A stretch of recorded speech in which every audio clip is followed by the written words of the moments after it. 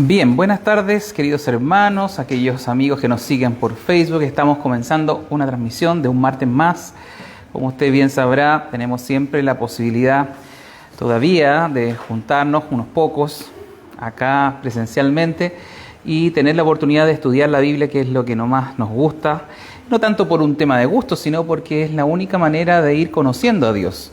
Mucha gente piensa que conocer a Dios es esperar sueños, esperar alguna especie de iluminación especial, pero Él nos ha dejado un libro completo para que lo conozcamos, para a través de estas páginas poder entender bien qué es lo que quiere Dios de nosotros y, por supuesto, corporativamente o completamente entre todos como iglesia.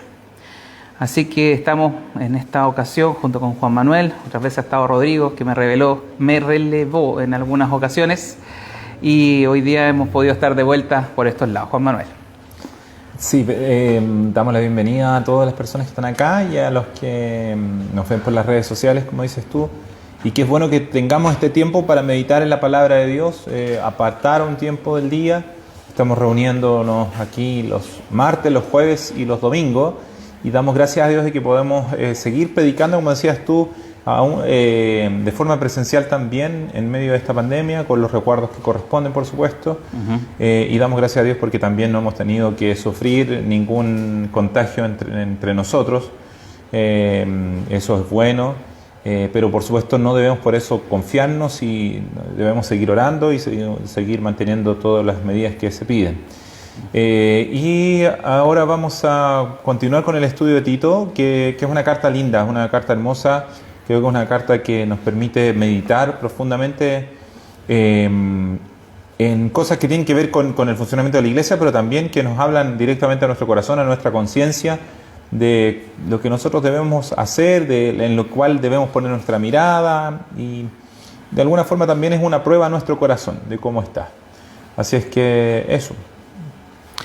Bien, comencemos. Vamos a, como siempre, a orar, tomar unos minutos para pedirle a Dios que nos ayude. Él es el que nos va a ir guiando a través de estas palabras que escribió el apóstol Pablo. Como bien sabemos, hombres escribieron la Biblia, pero inspirados por el Espíritu Santo. Y entonces, por esa misma razón, tenemos que pedirle al Espíritu Santo, que es Dios, que nos ayude a entenderlas, porque Él la escribió con un propósito y ese es el propósito que nosotros tenemos que entender y aplicar a nuestras vidas. Entonces vamos a orar y después vamos a leer tan solo 4 versículos. Vamos a leer el final del capítulo 1 y los 2 primeros del capítulo 2. Tito es una carta bastante corta, podríamos decir, tiene tan solo 3 capítulos y es bastante directa porque es un colaborador de Pablo muy cercano, por lo tanto no hay mucho preámbulo, va directo a la acción, como ya lo hemos visto en las semanas anteriores. Así es. Así que vamos a orar. Le voy a pedir a Juan Manuel que ore unos minutitos y después voy a leer los últimos versículos del capítulo 1 y los primeros 2 del capítulo 2. Van a aparecer en pantalla también para que usted lo pueda leer si nos está mirando por Facebook. Sí, oremos entonces para comenzar también con este estudio. Padre, te queremos dar gracias porque podemos un martes más reunirnos y compartir tu palabra. Y queremos, Señor, estar atentos, estar atentos nuestros oídos a tu voz, a tu palabra, no cumplir simplemente con el rito de venir o de escuchar una predicación, sino mucho más, dedicar tiempo para meditar en tu palabra, Señor, y realmente abrir nuestro corazón a tu verdad, y que seas tú moldeándonos y seas tú transformándonos, Señor, a tu imagen, a la imagen de tu Hijo Jesucristo. Gracias te damos porque tenemos tu palabra en medio nuestro y pedimos tu bendición y tu dirección en todo lo que vamos a decir. En el nombre de Jesús, amén. Amén. Bien, leamos entonces juntos, los que puedan leer directamente sus Biblias o también de la proyección que va a poner Jeremías en pantalla. Vamos a leer los últimos versículos entonces del capítulo 1, el 15, 16 y después del capítulo 2, el 1 y el 2. Dice así: todas las cosas son puras para los puros, mas para los corrompidos e incrédulos nada les es puro, pues hasta su mente y su conciencia están corrompidas. Profesan conocer a Dios, pero con los hechos lo niegan, siendo abominables y rebeldes, reprobados en cuanto a toda buena obra. Capítulo 2, versículo 1 dice: pero tú habla lo que está de acuerdo con la sana doctrina, que los ancianos sean sobrios, serios, prudentes, sanos en la fe, en el amor, en la paciencia. Amén. Hasta ahí nomás. Podría parecernos inmediatamente poca información o que poco se avanza. Algunos podrían decirnos, que nos miran por las redes, podría decir poquito versículo, poquita cosa, pareciera decirnos estas líneas. Pero en realidad siempre hay una gran riqueza en la palabra, siempre hay una profundidad. Esto está sacado obviamente de un concepto mayor, un marco mayor que vendría siendo la carta completa. Y tenemos que siempre recordar, para poder entender estos 4 versículos, lo que se estaba diciendo, de lo que se estaba tratando esta carta. Esta carta, como bien decíamos recién, es hacia un colaborador estrecho del apóstol.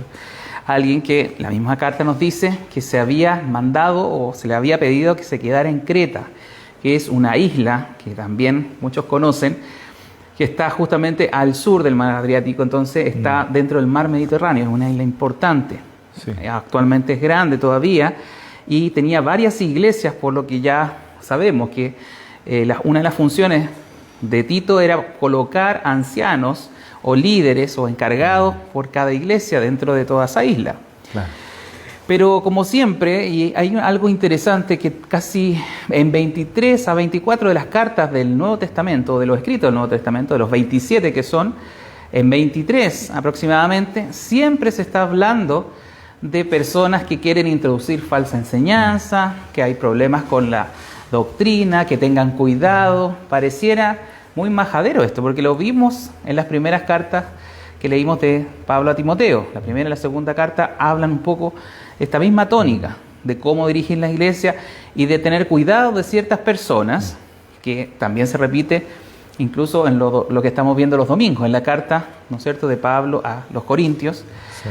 De personas, especialmente de origen judío, que tenían un conocimiento de la Biblia, pero que estaban introduciendo enseñanzas erradas, enseñanzas que estaban más destinadas a poner su calidad en las obras, generalmente, en los ritos y en muchas costumbres judías, tratando de endosárselas a la iglesia que no tenía una etnia de Israel o judía, y por lo tanto había problemas en ese aspecto.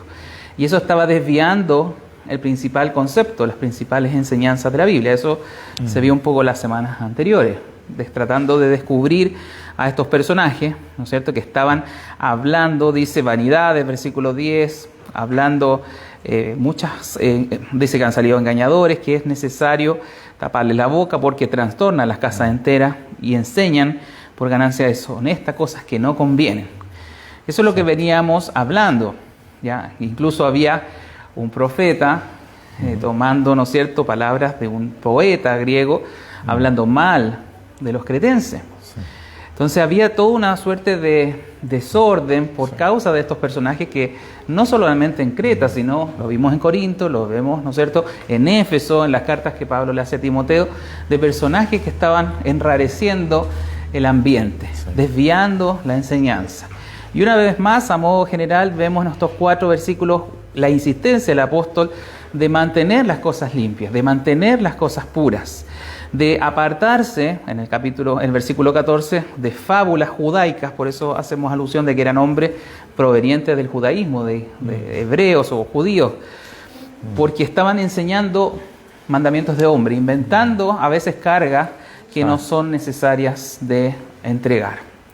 Eso un poco de manera general. Juan Manuel, ¿algo ahí que quieras agregar para entrar a los versículos? Sí, me parece súper interesante esta mirada más global que tenemos que hacer antes, porque Pablo está destacando o está insistiendo en que tiene que haber una diferencia entre el verdadero ministro y aquel falso ministro del Evangelio. Entre aquel que realmente es puesto por Dios a través del apóstol y a través de Tito, en este caso, como anciano, como persona que cuida la iglesia, versus aquellos que también van a querer introducirse a la iglesia, pero que no vienen con una autoridad divina, digámoslo así, sino vienen por su propia empresa, por su propio interés.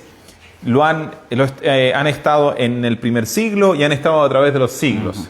Y me gusta mucho porque no es simplemente con que uno diga yo soy cristiano, no es simplemente con el hecho de que uno diga yo creo en Jesucristo, yo un día me bauticé, un día confesé a Jesús, sino que tienen que haber una diferencia mayor, porque estos falsos maestros también decían venir de Cristo, lo hemos visto en la carta a los Corintios. Ellos decían que también eran de Cristo, decían, incluso presentaban cartas de recomendaciones, etcétera. Pero ¿dónde estaba la diferencia? Si el lenguaje era similar, ambos maestros decían tener palabra del Señor, usaban la Biblia ambos, ¿cierto?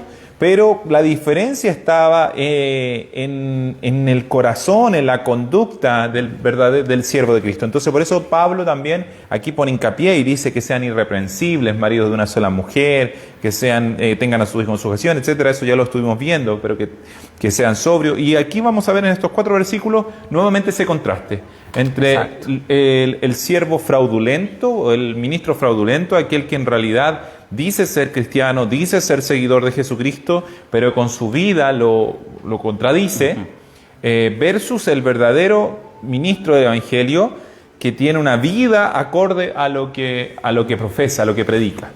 Sí. Como tú bien decías, en 2000 años de historia de la Iglesia aproximadamente, hemos tenido siempre, y lo vemos por las cartas, desde siempre, este mismo problema. Personas que se asemejan a un cristiano verdadero, que tienen esa careta, esa vestimenta de portarse bien o de hacer buenas cosas o de saber la Biblia. Hay muchos elementos que esta carta nos ha enseñado para poder diferenciarlos, y hoy día vamos a hablar de otros más. Pero no se escandalice, y esto no es solamente para los que están adelante, los que lideran. Mire, en la iglesia, y tenemos que decirlo así sin ruborizarnos, siempre van a haber, como se dice, ovejas y cabras. Siempre va a haber trigo y cizaña. El mismo Jesús lo enseñó, que iban a haber sembrados dentro de sus hijos personas que realmente no eran. Obviamente no nos corresponde a nosotros hacer ese juicio y andar buscando quién es, quién no es. O sea, no es nuestra función. Nosotros estamos aquí para enseñar, en el caso nuestro, la palabra, la doctrina, la enseñanza correcta. Pero siempre van a haber personas que van a parecer muy, muy fieles cristianos y no lo van a hacer. Dios sabe quiénes son, realmente no podemos nosotros andar apuntando con el dedo, pero así es. Lo había entre esta iglesia de Creta, también lo había en Éfeso, lo había en Corinto, como lo hemos revisado en las cartas que hemos visto. Y por eso no tenemos que asustarnos, no tenemos que pensar, ¿seré yo, no seré yo? No, aquí hay una prueba, y vamos a ir al tiro al versículo 15, que nos va a dar esa seguridad, o nos va a marcar quién es quién. Porque dice el versículo 15, todas las cosas son puras para los puros, más para los corrompidos e incrédulos, nada les es puro. Vamos a parar ahí.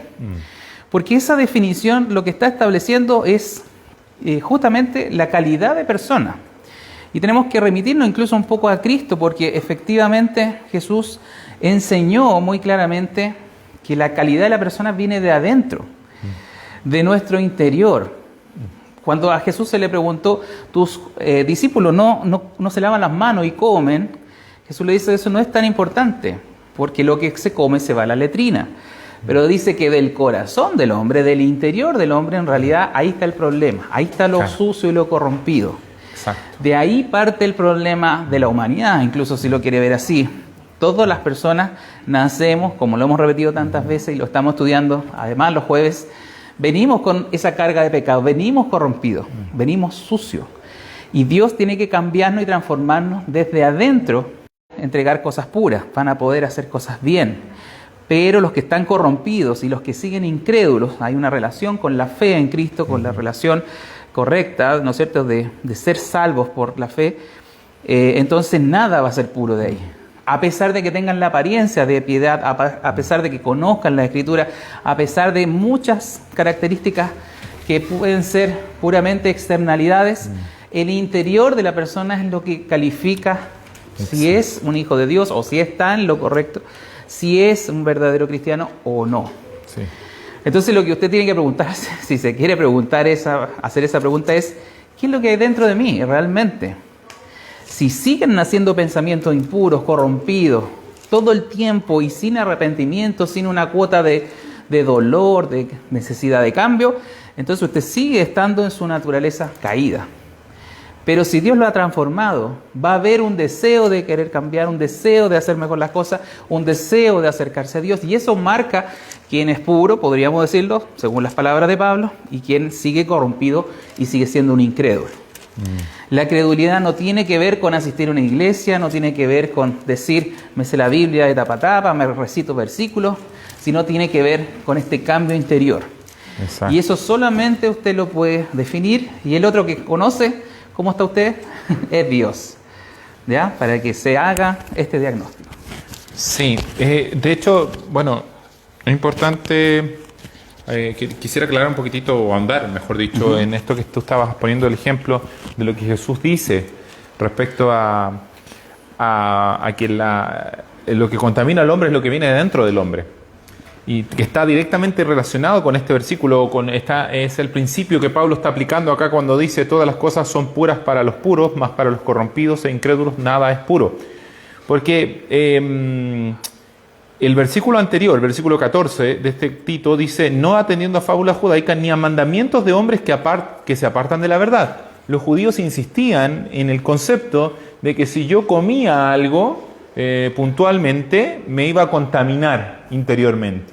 Si yo, como decía Pablo, si yo me comía algo con mis manos no lavándomelas, me iba a contaminar. Pero entiéndase, ahora con el coronavirus podríamos decir, pero si eso está bien, eso es correcto, tenemos que lavarnos las manos antes de comer y antes de salir, qué sé yo. Pero estamos hablando de una contaminación espiritual, de una contaminación ritual, de una condenación, en otras palabras. No, en ese momento, ni en la conversación, en ningún momento estábamos hablando de enfermedades, sino que estamos hablando simplemente de leyes humanas respecto a la alimentación. Porque muchas veces, incluso podríamos decirlo hasta el día de hoy, está la sensación de que si uno come mejor o come ciertos alimentos y otros alimentos no, es una persona superior al resto. Incluso yo no lo voy a tirar ahí, pero incluso está dentro del vegetarianismo que está tan de moda y el veganismo, está esta sensación de sentirse una persona superior al resto porque yo tengo una mentalidad mayor y yo como esto y no como esto otro. Eso es tan antiguo como esto que estamos leyendo aquí en la Biblia. Porque detrás del decir yo me restrinjo de esto y no como esto, no está simplemente una mirada en la salud, sino también está en un juicio de sentir yo que soy una persona superior a otras. Porque, por ejemplo, en cuanto al vegetarianismo, no es que esté a favor de la industria de la carne, ese es otro tema. Pero está este decir yo soy superior a aquellos que no comen como yo. Y se expresa en su forma de hablar, que muchas veces es violenta, muchas veces es enjuiciadora de los demás. Enjuicia a todo el resto porque cómo pueden el resto comer carne y yo no como carne porque yo soy mejor. Es un ejemplo actual, pero es para que me entienda lo que pasaba con los fariseos y los judíos en ese tiempo. Ellos tenían como este mismo sentir, ese sentir de creerse superiores por el hecho de que ellos llevaban una alimentación más ordenada, mejor, que claramente puede haber sido más saludable. Hasta el día de hoy se reconoce que la dieta que llevaban los judíos era una dieta bastante saludable, que les permitía mantener una mejor condición física, mejor salud. Pero el tema está en que eso no los hacía superior espiritualmente, no los hacía superior frente a Dios, no les concedía ningún tipo de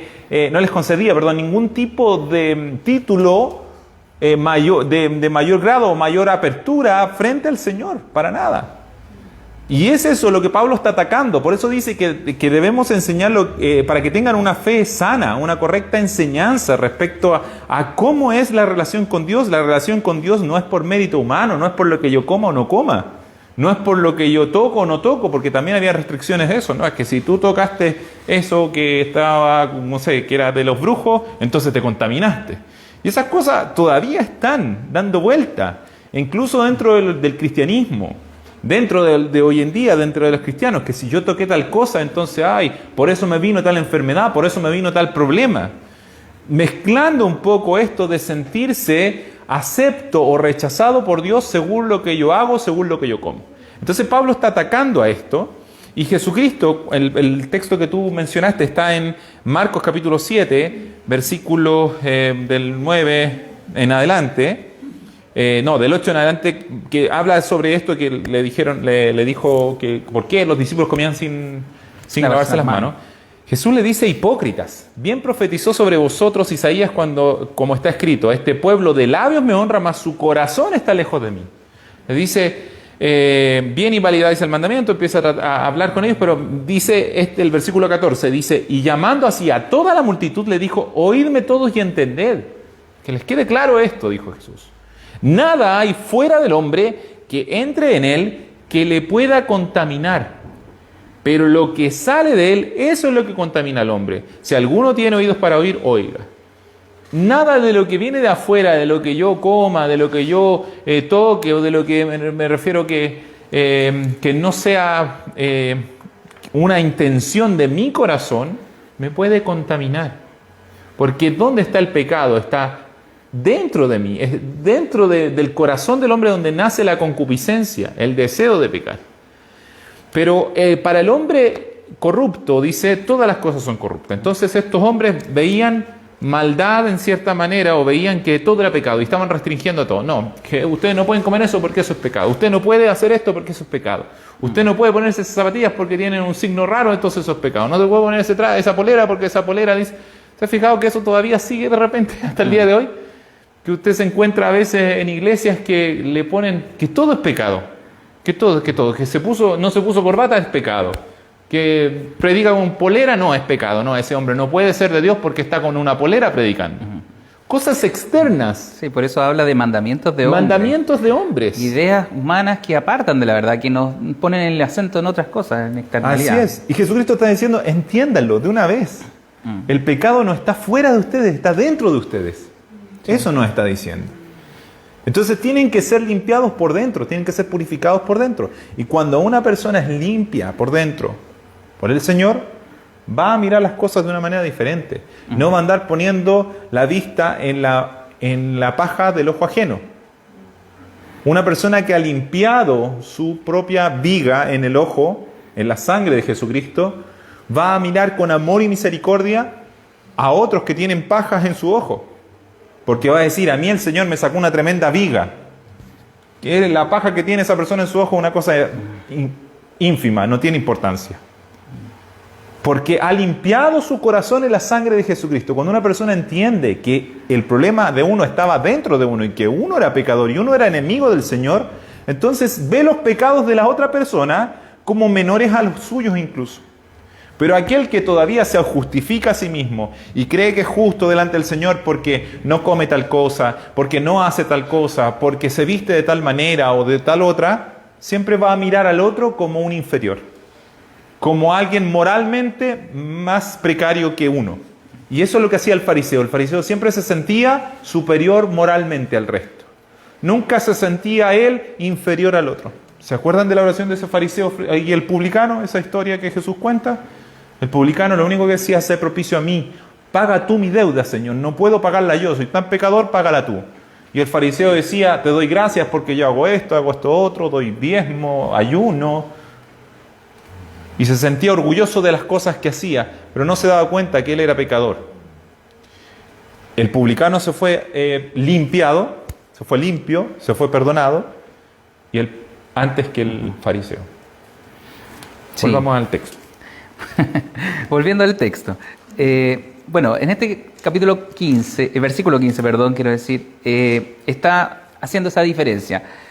¿No es cierto? Todas las cosas son puras para los puros, aquellos que han sido limpiados desde adentro, pero aquellos que están corrompidos y que son incrédulos, no hay pureza realmente, no hay limpieza. Y está así el tema del pecado, porque dice en la última parte, hasta su mente y su conciencia están corrompidas. Mire la profundidad del pecado. Otra vez más este versículo es usado en otras ocasiones para ver qué tan dañados estamos nosotros con el pecado. Hay gente que siempre trata de mirar el pecado casi como un mal hábito. Que me acostumbré a hacer esto y bueno, necesito más esfuerzo, necesito más educación para dejar tal o cual práctica. No, estamos tan dañados por el pecado que viene heredado desde Adán a toda la humanidad y así sucesivamente, que dice que hasta nuestra mente y conciencia, la conciencia siempre es, ¿no es cierto?, esa alerta que nos va a decir, no lo estás haciendo bien, tú sabes que por ahí no va la cosa. Pero estamos tan dañados que a veces nuestra conciencia ya está tan caída, tan dormida, tan encallecida, podríamos decir, no reacciona, que hasta eso no nos señala el camino. Por eso que hay personas que hacen una y otra vez y uno dice, pero ¿cómo puede ser posible? Todos le avisaron, todos le dijeron, él mismo lo sabía, pero hay algo que es la fuerza que hay en el pecado, en nuestro daño, que venimos congénitamente, todos naciendo con esta herencia de pecado, que hace que todo esté corrompido, que nada nos pueda servir, incluso hasta la conciencia, como para detenernos, es decir, ya no podemos seguir pecando. Por eso es que necesitamos un Salvador, y volvemos al mismo punto. La diferencia entre personas buenas y malas no es exteriormente, no es porque tenga una apariencia correcta, sino por el cambio interior, la pureza que viene desde adentro. Y esa pureza la detecta claramente Dios. Y la hace Él, no nosotros, como lo hemos estado explicando los jueves. Por lo tanto, es fuerte este tema, y este versículo nos sirve para dar esa profundidad correcta, que nos señala esta escritura, de que si estamos corrompidos hasta nuestra mente y hasta nuestra conciencia. A ese nivel, así venimos a este mundo. Y necesitamos a alguien que nos dé la limpieza para ser puro y poder hacer todas las cosas puramente o correctamente. Ese es el contraste. Entonces, ¿por qué dice estas cosas? Volviendo al contexto, para que hagan la diferencia, en el fondo, entre aquellos personajes que eran correctos ministros, correctas personas que estaban por Dios, versus estos otros falsos que estaban tratando de tener ganancias, de enseñar ideas erróneas, humanas. Entonces, van a combatir personas que realmente están corrompidas tan profundamente que ni siquiera su conciencia les va a dar una alerta de que le están haciendo mal.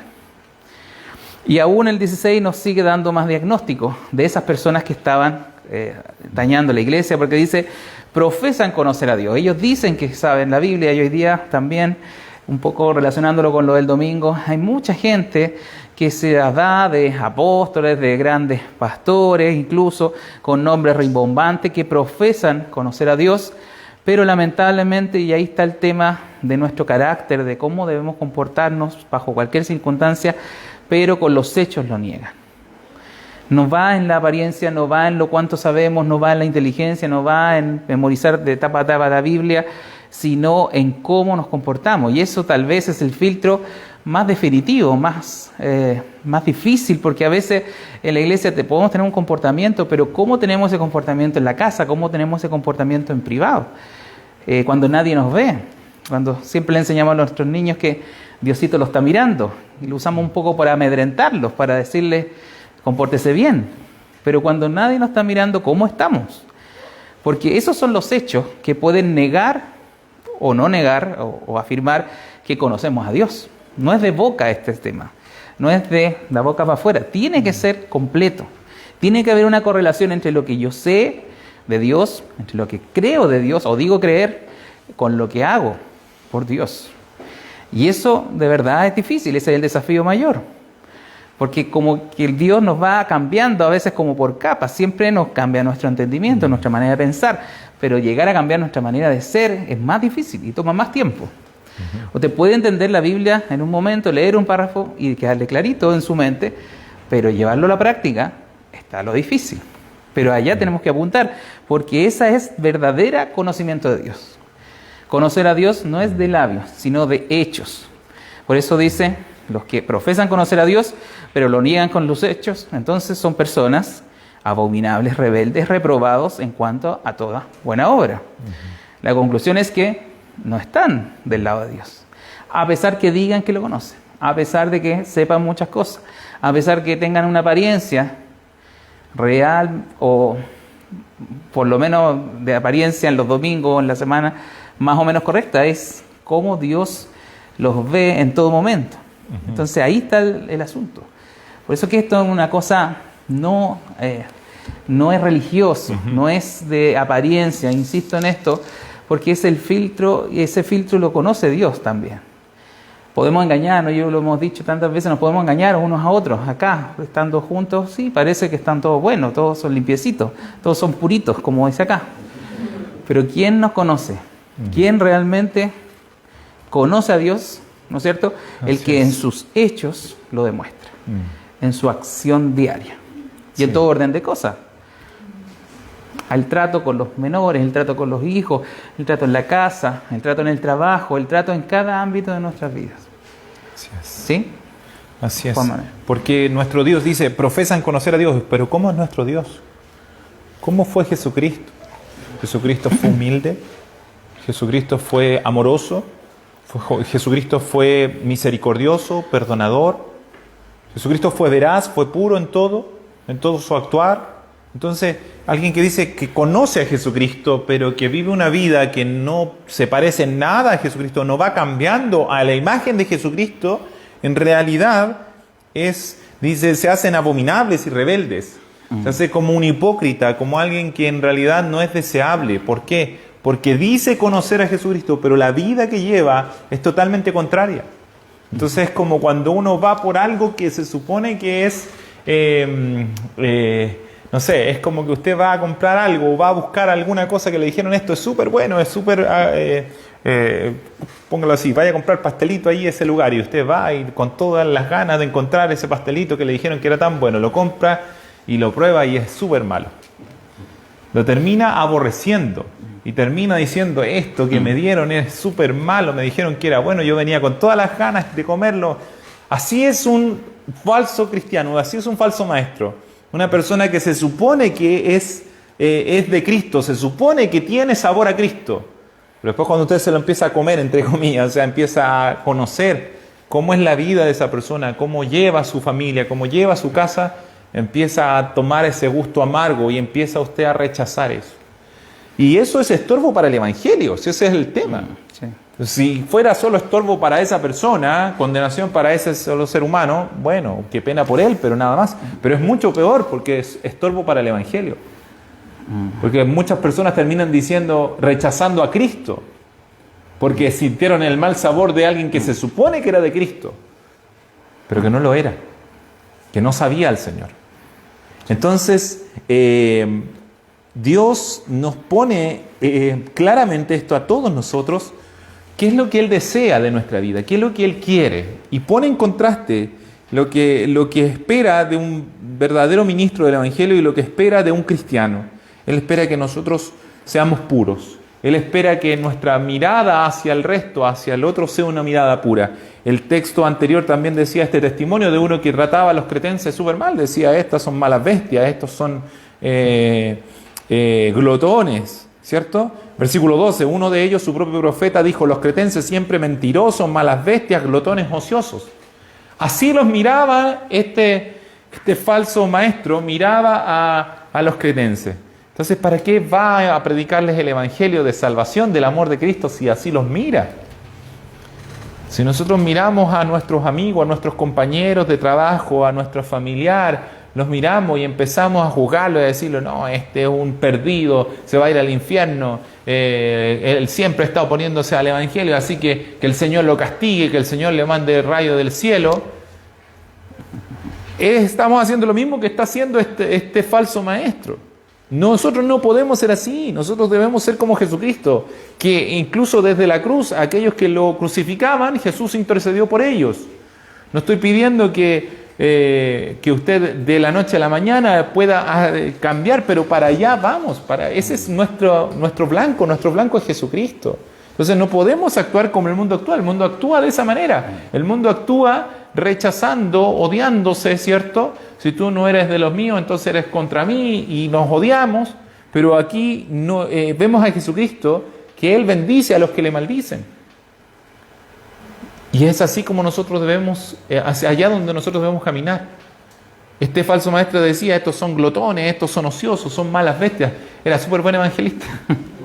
Excelente evangelista. ¿Se imagina si nosotros vamos a predicar? No voy a ir tengo que ir a predicar a Salamanca. Pongamos otra. No voy a ir a Salamanca, allá hay puros brujos, aburridos y que no sé qué, y empiezo a hablar así. ¿Qué corazón tengo yo? El mundo los ve como personas así, pero yo como hijo de Dios, ¿cómo debo mirarlo? Como personas que necesitan el Evangelio, como personas que si están perdidas necesitan oír con mayor razón. Si están extraviadas con mayor razón necesitan escuchar de Jesucristo, que eso es lo que necesitan. Que pueden ser salvas, que pueden ser liberadas, que sus cárceles pueden ser abiertas. Entonces, aquí hay un claro contraste entre el corazón de Cristo, el corazón que debe estar en el verdadero ministro del Evangelio, versus el corazón del mundo que está en el falso. Sí. Y para que a lo mejor no se sienta tan mal por lo que hemos hablado, de este contraste que vamos a encontrar siempre entre alguien realmente creyente o cristiano versus alguien que no lo es, tenemos que decir que todos estamos en un proceso de cambio, de tratar de cumplir o con nuestros hechos probar que, o demostrar más bien, de quién somos. Estamos todos en eso. Entonces puede ser que a cualquiera de nosotros nos encuentre en ese proceso. No vamos a ser siempre perfectos. Podemos tener hechos que nieguen o en apariencia nieguen que realmente somos creyentes. Todos lo podemos tener. Hechos, actitudes, pensamientos incluso. Pero ¿cuál es la diferencia? Que está la tendencia o está la dirección para cambiar. Seguimos cambiando. Queremos ser mejores. Queremos trabajar en nuestras debilidades, en nuestras imperfecciones. A diferencia de la persona que no es creyente, que es un incrédulo todavía, que decíamos su mente, su conciencia está corrompida, esa persona va a seguir autodiagnosticándose que está bien. Aunque le muestre usted la Biblia, mira, no lo está haciendo bien, esto no corresponde. Va a seguir con su conciencia tan encallecida, tan dura, que va a decir, no, si yo tengo una versión diferente de las cosas. Entonces, a pesar de que nuestros hechos, y lo vuelvo a insistir así, míos, de cualquiera de nosotros, puede que no siempre demuestren que soy un verdadero creyente, ¿ya? Pero la dirección de nuestra vida, nuestra intención, a dónde queremos llegar, es a mejorar, es a ser diferente, es a cada día ir dejando, ¿no es cierto?, cosas del pasado, cosas que no van con Dios, para realmente profesar y demostrar que soy un cristiano. Para que no se sienta tan mal o no sea tan lapidario con su autodiagnóstico. Sí, nosotros estamos hablando de cosas tan absurdas que de repente uno ve como predicadores que hoy en día tienen guardaespaldas, por ejemplo. Que van a lugares y que tienen, o sea, no se les puede ni acercar, no se les puede tocar porque están guardaespaldas. Aparecen por un lado y después aparecen unos gigantones y se lo llevan por otro lado. ¿Entiendes? Y que ponen el acento siempre en lo externo, siempre en lo de afuera y no en el corazón. Aquí el versículo que sigue, el versículo 1, vuelve a hacer el contraste. De hecho, parte con un pero. Y el pero siempre es una inflexión. Siempre está hablando en esta dirección y ahora en la otra dirección. Pero tú habla lo que está de acuerdo a la sana doctrina. No pongas el acento en las cosas externas, en la comida, en la apariencia. Pon el acento en las cosas que realmente importan. Pon el acento en el corazón. En lo que dice el versículo 2, que los ancianos sean sobrios, serios, prudentes, sanos en la fe, en el amor, en la paciencia. Ninguna de esas características tienen que ver con cosas externas, sino con cosas internas. No tienen que ver con la apariencia, no dice aquí que los ancianos anden bien vestidos, que anden bien siempre de chaqueta, limpiecitos, que conduzcan el mejor auto para que sean bendecidos y la iglesia sean bendecidos. Porque usted, lamentablemente, usted a lo mejor no lo ha escuchado, pero todavía en la iglesia cristiana hay personas que creen que si el pastor tiene un gran auto y se viste bien, entonces es porque es bendecido. Pero si el pastor está con una ropa media harapienta, media, como decía, de Fashion Park, nomás, y no un Armani, entonces es porque en realidad el pastor ahí nomás el pastor, el Señor no lo bendice tanto. Poniendo el acento en las cosas externas. En las cosas que se ven con los ojos naturales y el acento que el mundo pone siempre. Pero la Biblia aquí pone el acento en las cosas internas, en las cosas del corazón. Los fariseos se preocupaban de eso, de si se lavaron las manos, y qué están comiendo, en las cosas de afuera. Como si lo de afuera me pudiera a mí determinar si valgo o no valgo. Pero Dios pone el acento en nuestro corazón, en lo que nosotros no ven, en lo que nosotros conocemos, en lo que nos mueve. Que los ancianos sean sobrios, serios, prudentes, sanos en la fe, en el amor, en la paciencia. Exactamente. Bueno, aquí a partir del capítulo 2 va a dar una serie de descriptivos que van a ordenar a la iglesia cómo ser, cómo comportarse, cómo deberían mostrar el carácter cristiano. Y parte con los ancianos, más adelante le va a tocar a las ancianas, después a los grupos de jóvenes, y así va a ir detallando qué es lo que se espera de comportamiento cristiano. Pero antes de pasar a ver este versículo 2, quiero detenerme en el 1, porque es muy interesante, nuevamente, que Pablo insista tanto con Timoteo, con Tito, que eran los que van a seguir, eran más jóvenes que él y probablemente iban a seguir difundiendo las enseñanzas cristianas. Algo tan necesario recordar que es la sana doctrina, la correcta doctrina. La enseñanza de los apóstoles es lo que podríamos decir, llamamos la sana doctrina, lo que está aquí en la Biblia, porque de hecho lo que tenemos es el registro de lo que ellos hablaron, lo que ellos dijeron, y ellos tenían la autoridad delegada por Cristo, por eso pudieron escribir en parte la biografía, las palabras de Cristo. Por lo tanto, ellos fueron los depositarios de la confianza de Cristo, de Dios, para escribirnos y para dejar legado lo que tiene que ser, la norma, lo establecido, la enseñanza correcta. Eso significa sana doctrina, la enseñanza correcta. Pero como han pasado 2000 años desde que estos hombres murieran y dejaran este legado por escrito, es igual que el juego del teléfono que alguna vez jugaron todos a lo mejor en el colegio, donde yo tenía que transmitirle a otro, ¿no es cierto?, lo que alguien me decía, y así el otro al otro, al otro, al otro. Entonces han pasado 2000 años de este juego de transmisión, que primero fue, obviamente, de boca en boca. Gracias a Dios está la Biblia, que es la manera que tenemos de volver a escuchar, como si hoy día nos hablaran los mismos apóstoles, los mismos discípulos, el mismo Cristo a nuestros oídos. Entonces no hay este teléfono no es tan largo, se ha cortado por el hecho de tener nuestra Biblia a disposición, traducida en nuestro idioma. Pero aún así, a pesar de que Dios ha hecho todo lo posible por tenerla y para que nosotros la conozcamos, igual hay defectos. Hay defectos, hay una transmisión defectuosa en esta línea de teléfono. En estos 2000 años se ha metido mucha cosa que no es lo correcto. Ya lo vemos aquí, cómo estas personas estaban ya cambiando algunas verdades. Y Pablo le insiste, tienes que hablar lo que está de acuerdo con la sana doctrina. Ya en ese entonces ya había algo correcto, podemos decirlo, porque él estaba diciendo, habla lo que está de acuerdo a eso correcto, a la sana doctrina. Ya había entonces versiones falsificadas de la doctrina, había enseñanzas equivocadas, heréticas, que no llevaban, por supuesto, a buenos resultados, como nos dice, que trastornaban casas enteras, que era necesario tapar la boca, como nos dicen los versículos anteriores. Pero ahora más que nunca, con más agua bajo el puente, por el río, han pasado más tiempo, han pasado muchas más situaciones en la historia de la humanidad que van a llevar a eso, a la desviación de la verdad.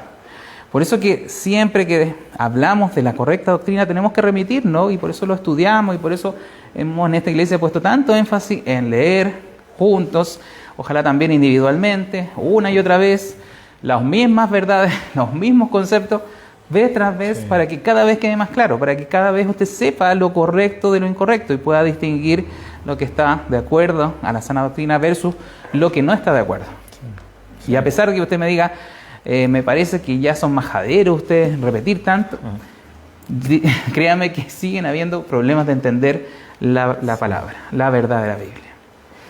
Sí, lo que Pablo está diciendo, la verdad es que sí, es demasiado importante que lo tomemos en serio en nuestro corazón, porque la comisión de Jesucristo, que en algunas Biblias lleva por título la Gran Comisión, cuando Jesucristo asciende a los cielos le dice a sus discípulos, si quiere lo busca, Mateo capítulo 28, del 18 en adelante, dice, toda potestad me es dada en los cielos y en la tierra, por tanto id y haced discípulos a todas las naciones, bautizándoles en el nombre del Padre, del Hijo y del Espíritu Santo. ¿Ha escuchado de esa comisión, cierto? Fue la Gran Comisión, lo que Jesús le dice antes de ascender.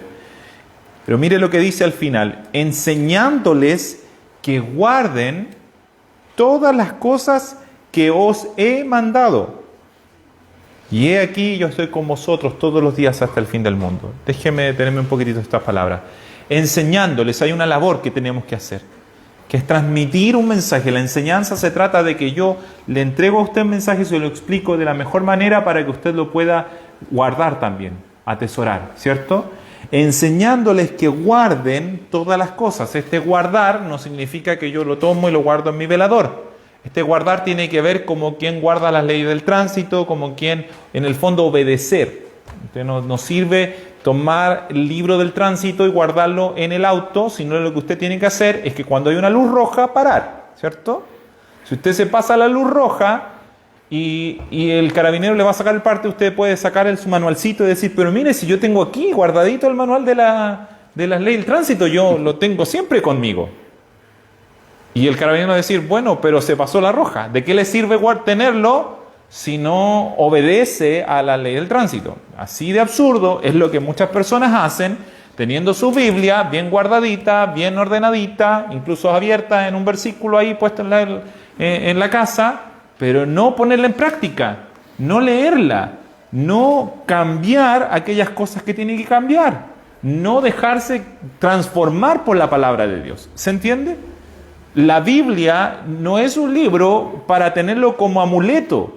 La Biblia es la palabra de Dios que me cambia, me transforma. Pero dice, volviendo a lo que está diciendo Jesucristo, nuestro Señor, dice, enseñándoles que guarden todas las cosas que os he mandado. Eso está en pasado. Os he mandado. Y está cerrado, por así decirlo. No dice las cosas que les voy a mandar en el futuro, las cosas que les voy a decir en algún momento, sino que dice las que ya les he entregado. Ya se los mandé, ya está cerrado el canon. Digámoslo así. Esto es lo que Él nos ha mandado. Ya está. Y es esto lo que debemos enseñar. Y es esto lo que debemos entregar. ¿Por qué insisto en esto? Porque hasta el día de hoy y por los años, por los siglos, usted tiene personas que se levantan diciendo que tienen una nueva revelación, que Dios les mostró una nueva cosa, que estuvieron orando, que estuvieron soñando, que vieron un ángel, vieron lo que sea, y traen la nueva revelación. Hay una religión que dice que tiene el otro evangelio de Jesucristo, que un ángel apareció en Estados Unidos, porque todas las cosas pasan en Estados Unidos, entonces no podía no ser Estados Unidos estar lejos de la historia mundial. Entonces ahí apareció el ángel y ahí le entregó el otro evangelio. Pero eso no es novedad, porque ha pasado por los siglos personas que, queriendo ser ellos el centro de las cosas, traen una nueva revelación. Sin embargo, la revelación ya no fue dada, se llama Jesucristo.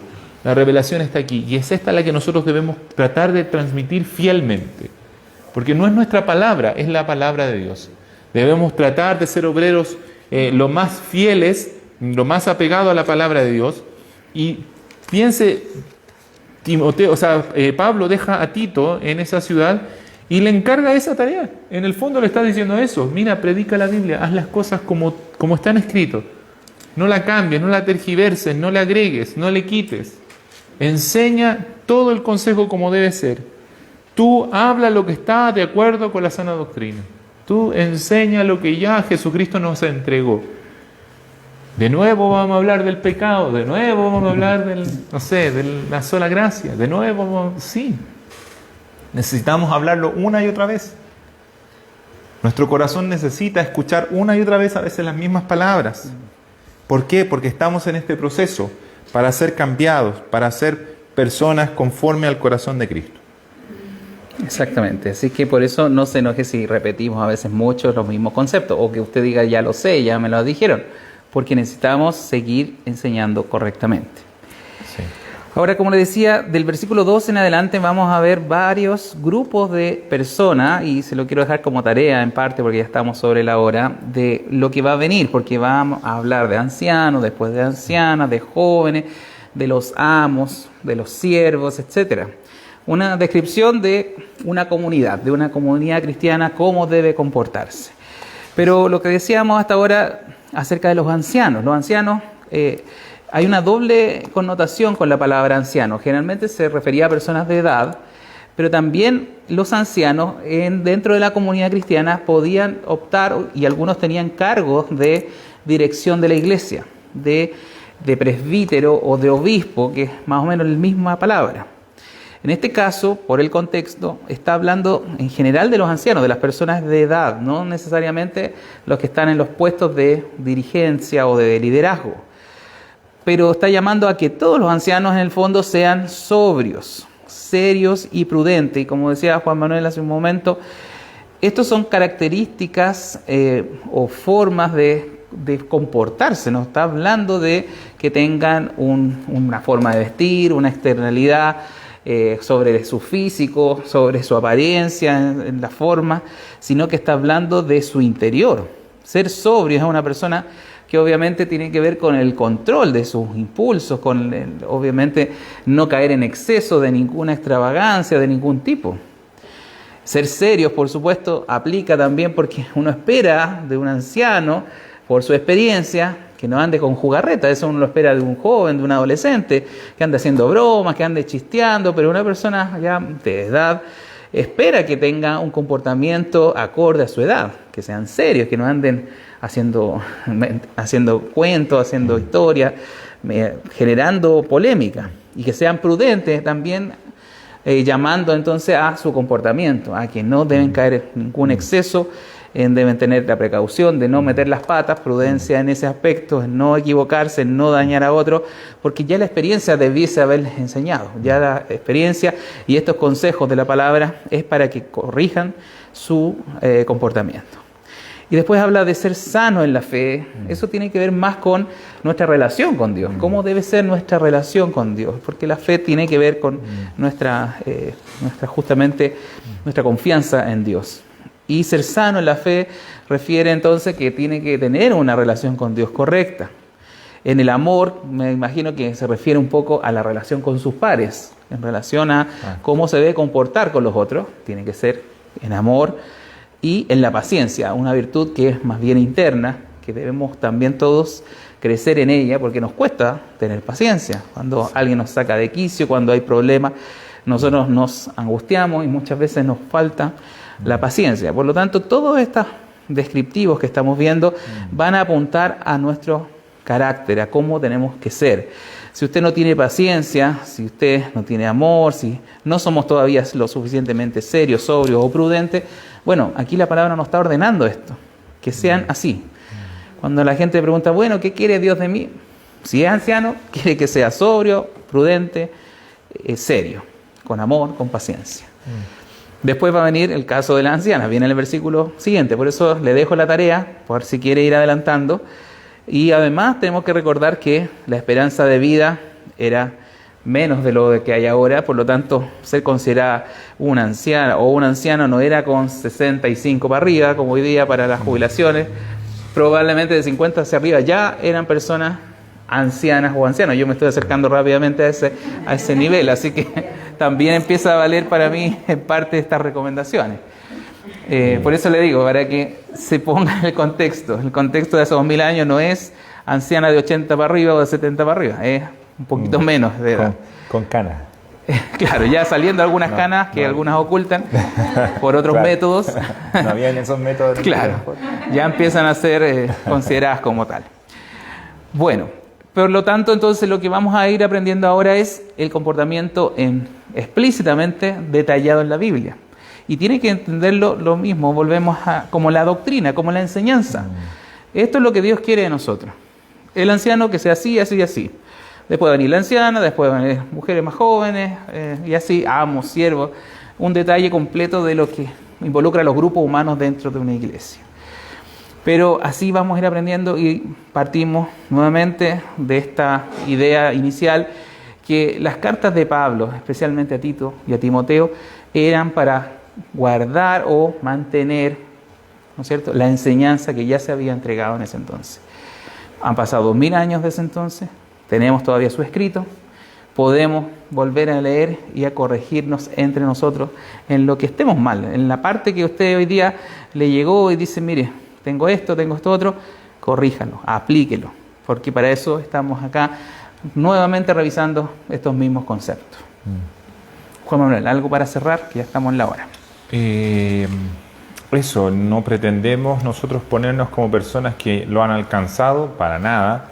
Estamos en un proceso, no queremos ser nosotros ejemplos, queremos exponer la Biblia, creemos que la Biblia es la norma y nosotros, al igual que ustedes, buscamos ser por ella moldeados por la palabra de Dios y que en lo que enseñamos, como el mismo Pablo, el apóstol dice en otro pasaje, no vayamos a ser nosotros hallados réprobos, sino que seamos hallados también que cumplimos con aquello que dice la palabra y que estamos enseñando. Pero la palabra de Dios nunca vuelve vacía, siempre habla a nuestro corazón, siempre nos corrige, siempre está haciendo en nosotros una obra, y eso es hermoso y eso debemos agradecerlo. No significa que vayamos a entender en totalidad todo lo que acabamos de decir, pero aquello que usted ha recibido, que ha entendido, atesórelo, como decíamos, guárdelo en su corazón. Guarde esta sana doctrina, protéjala, que no se le escape, que no se le olvida rápidamente, no la cambie por un programa de televisión tan rápido. Dele tiempo para que esto ahonde en su corazón, y entonces va a haber fruto. A veces no cambiamos porque en realidad el tiempo para estudiar la Biblia o para meditar la Biblia es tan escaso es tan poco.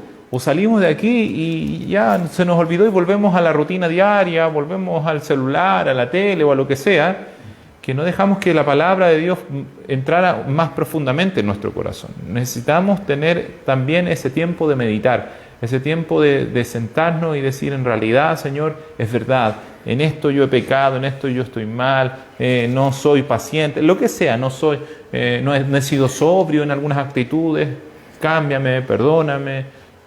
Y el Señor va a obrar en nuestro corazón. Él lo va a hacer, porque para eso nos ha entregado su palabra.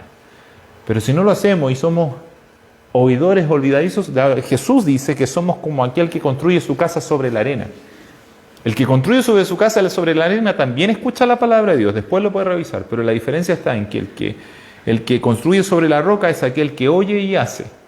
El que construye sobre la arena es el que oye y no hace. Esa es la diferencia.